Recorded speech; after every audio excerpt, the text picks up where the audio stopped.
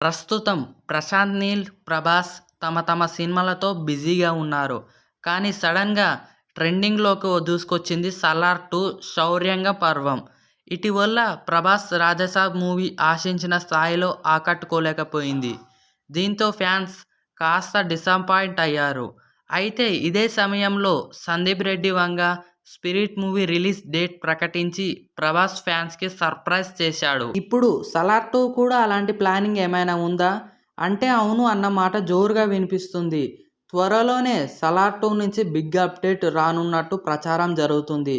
జనవరి 26న అంటే republic day సందర్భంగా announcement ఉంటుందని, అదే కాదు టీజర్ గ్లింప్స్ కూడా రిలీజ్ చేస్తామన్నట్టుగా వార్తలు వైరల్ అవుతున్నాయి.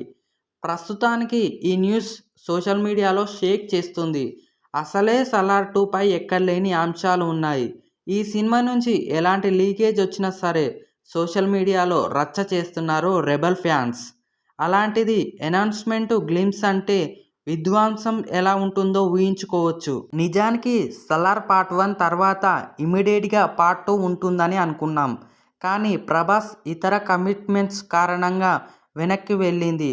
దీంతో ప్రశాంత్ నీల్ ఎన్టీఆర్ ప్రాజెక్ట్ పట్టాలెక్కింది. ప్రస్తుతం ఈ సినిమా షూటింగ్‌తో బిజీ ఉన్నాడు ప్రశాంత్ నీల్.